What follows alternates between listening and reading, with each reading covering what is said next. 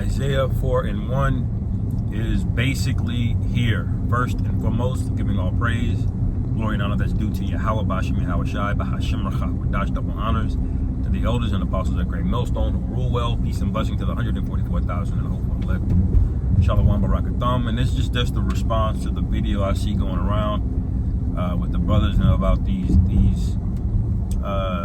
podcast YouTube channels. Essentially, they're able to put together entire compilations of women crying out, complaining. You know, first it's starting with the lack of men approaching, then it's the lack of men,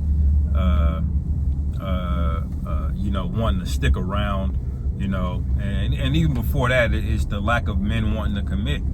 You go for the guy that's the tallest and the most handsome or has the most edge, tattoos or whatever, and what women don't understand is that they're picking the most popular guys. The most popular guys are going to have the least interest in you because every other woman wants them, And now you're getting old. You're ready to retire at 30. All right, and you see these prices going up, and the job market is crashing. And so now, like Kevin Samuel said, winter is coming. And that's very, very true. But it's going to get much, much worse than loneliness. Is what women don't get. When the scriptures speak about Isaiah 4:1, it says women will be in a case. As a matter of fact, I'll get it. I'm stuck in traffic here.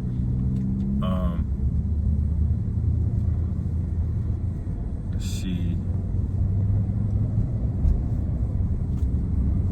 Isaiah 4. All right. It says, and in that day 7 women should take hold to one man, saying, we will eat our own bread and wear our own apparel. Only let us be called by thy name to take away our reproach. So that is basically saying women are going to have a more humble spirit. And this is what you see in this compilation. I don't think I can post it on before here because YouTube won't let you download straight to the phone. But what you see is the humility is starting to set in. All right, this is similar to what we saw back in 2020 when there was no food or no toilet paper on the shelves. Women were looking around. When as a guy, when you walking around, man, women, what you'll notice, most women, if they don't find you attractive, they'll do their best to not look at you, not make eye contact, and just kind of go their way.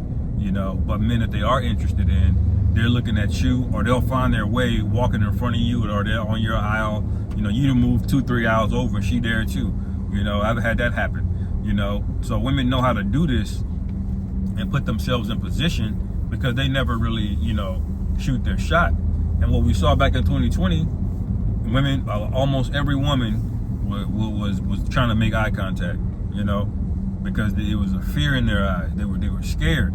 And what people don't understand at large, especially these red pill guys, is that the Lord is getting ready to humble America in its entirety, including the red pill guys. Okay, a lot of you that think that you got game, or you got wealth, you got money, you understand women. Look, understanding women is a useless skill. Okay, it's a useless skill because there should just be order. All right, getting women should be a matter of integrity and having merit among men, okay? Because your father will be the one to give her away, okay? Let's say you work with some men and you like her sister, okay? Well, you would have a reputation with that man. That man could talk to his father, and then they'll try you out, and then based on your merit, your integrity, things you can actually do in the world, you would get a woman. Not based on walking up to a random woman and she like, oh, I don't like guys with green eyes. Or I don't like men that would, I don't like scraggly beards, or whatever's in their mind. Because a woman will watch a television show, or she'll read a book or a novel, and she'll think the men out in the real world should be like that. She'll actually expect that from you. And you've gone decades and decades now. Wonton goes into just careless, nonchalant, outside with booty shorts on. She'll have a man at home and she'll be outside with booty shorts on, twerking in front of other men. She'll be out in the club letting other men buy her drinks and all, and they don't think anything's wrong with it because women have an abundance mindset, and that's because Esau set that up. This goes back to the garden in Genesis the 3rd chapter, or maybe the 2nd chapter, where the serpent tells Eve, you shall not surely die. And that was the philosophies given to, her back then, basically saying that's basically the foundation of the do as thou wilt philosophy, hedonism. Okay, live in the moment, carpe diem, and that's the MO that women live by, essentially. And if you don't have boundaries and rail guards and structure set in place, women will go all over the place doing things, and they're not going to take any responsibility for it. Okay, they're not going to take responsibility for the fact that half the population has herpes, and that's just one STD. That doesn't even account all that other stuff flying around. You got flesh-eating bacteria, running around as an STD now, man.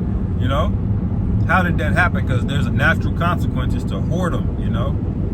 This goes for men too. Men that are adulterers. See, a man can have more than one woman, but he's not running through a bunch of women, at large, and then that woman's going through a bunch of men. That's how it spreads. Not the man having more than one woman. It's the woman going with multiple men who also get a bunch of women.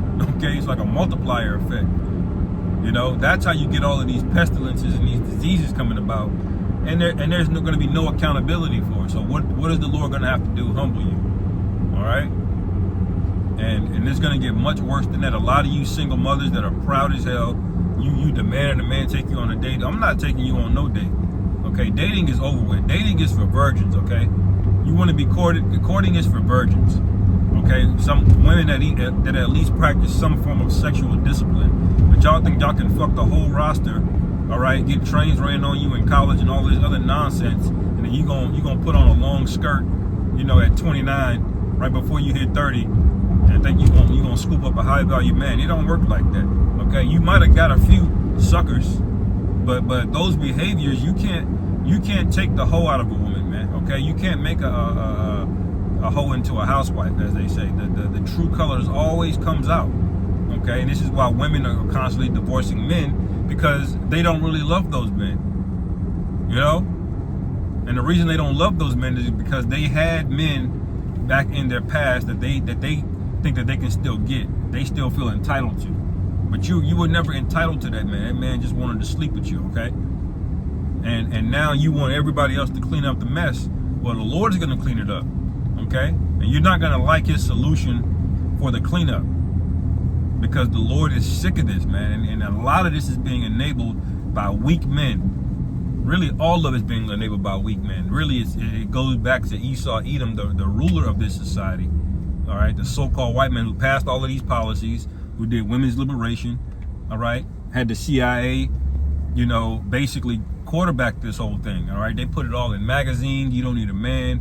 10 ways, 10 things to lose a man, 10 things to keep a man, and it'll all be backwards. It'll be the worst advice you can take, all right? And then he infiltrated all of the colleges to the point where you send your daughter off to college, all right? She comes back, she's done unspeakable. You don't even want to think about what your daughter's did, man. She's done unspeakable things there, man. And they feel empowered and emboldened by it, which they shouldn't. A righteous woman would feel shame over doing things like that, But in this society, what do you have? Upside down world, all right? And when the Lord turns things back on its head, in its rightful way, it's going to be painful for a lot of you, man. A lot of men in Jacob's trouble, you're going to find out who your wife really is, okay? That she's really not a wife, because they really aren't. Wives are servants. That's what you're supposed to be. You're supposed to support a household. And open dating in its entirety is a suboptimal form of reproduction, okay? It is not how you marry people off and reproduce enough kids. Marriages should be arranged by men of understanding. As the scriptures say, give your daughter to a man of understanding. But now they're picking and choosing whoever they want, and they almost always go for the guy that looks like he's got some edge, or he's a bad boy. But those men don't have integrity, most of them, okay? A man's supposed to have that edge of the bad boy, but he's supposed to have integrity, okay? He's supposed to do what he says he's gonna do. All right, he'll be capable of violence and things of that nature that gives you that sexual arousal, but he's got no commitment. He's got no sense of urgency about doing things. He's just living his life, man. And guys like that, they end up either dead, in jail, or broke, you know, because you're supposed to work with long-term goals in mind. But these guys, they just go around just doing it, and it's to the point so many women have been ran through now. It's like now even the good guys can't even you can't even wipe a woman up now, man. You know, all of the guys that didn't have money in their 20s and they had to grind and got in their 30s and 40s now, and they got money now, and you looking around and it's like it ain't worth wiping them up now, man. You know, you don't work for all of that to give, you know, pledge half of your assets to a woman that's wishy-washy. She's traumatized and got all kind of, you know, things floating around. You know, most women nowadays, you marry a woman in her 30s, the only thing she's gonna come with is baggage, trauma, and student loan debt. Okay, credit card debt. You know, entitlements. So men are basically revolting. They're stopping approaching. They're stopping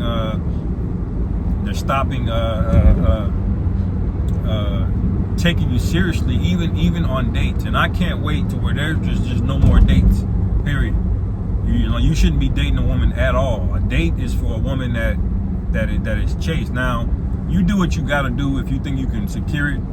You know, or the woman, you've already had sex with the woman, then you can take her out somewhere. But if it's a place that you like, that's what I do. You know, I go to some place that I like going. I'm not taking you out nowhere. You can come with me, okay?